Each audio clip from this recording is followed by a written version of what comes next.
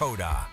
5:40 here on your Thursday morning. Welcome back. About every year at this time, you may start to hear meteorologists talk about El Nino or La Nina, but many of you may not know what that means exactly. Yeah, so in this week's Weather-Wise, meteorologist Stone Schaefer is going to be going over the two patterns and how it could affect our weather. Stone? Yeah, so to start off this week's Weather-Wise, I want to explain what is El Nino or La Nina. Well, they are climate-based patterns in the Pacific Ocean near the equator, located across along the coast of South America.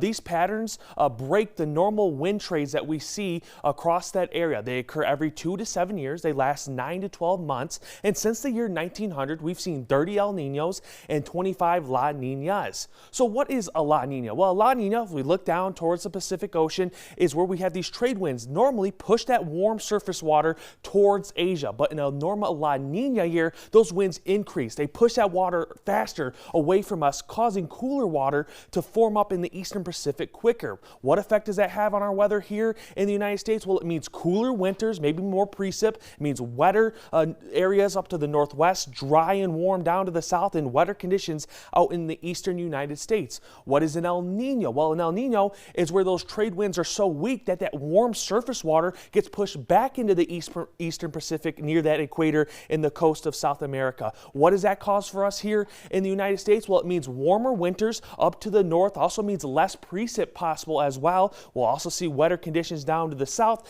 and dry conditions to the east once again. So what have we been issued so far? Well, the Climate Prediction Center has given us an El Nino advisory. That means they're anticipating with a 95% certainty of a chance of the El Nino for the winter months in the northern hemisphere. So I want to take a deeper dive into what that means for our winter. So I went and calculated all the snow totals that we've seen in El Nino years, and there really isn't a pattern. We've had years where we see almost 65 inches of snow. We have years we only see 20 inches. There is one common theme we see when we calculate the weak El Ninos between the very strong El Ninos. Well, we do see that most, except the moderate years, are below average snowfalls here in North Dakota. I want to dig even deeper though, because some of those stats may be a little bit unvalid. And as we can see, June, July, and August oceanic index, it has been 1.1 degree above average. What does that mean here for Bismarck and Minot? Well, Bismarck in those same years, in 1965 and 66, seen 44 inches, and in 72 and 73, seen 21. And in Minot,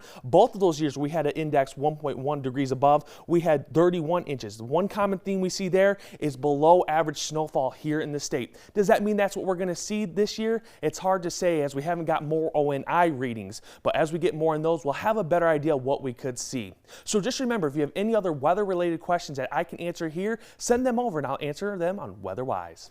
So once you're there, you can also submit your question by clicking on weather and then the weather, that Weather-Wise tab. But question then, so with 95% certainty, am I gathering that means it's a strong chance that we'll get less, but not guaranteed? Yeah, it is definitely going to be a stronger chance that we see less snowfall, but again, it's just so up in the air.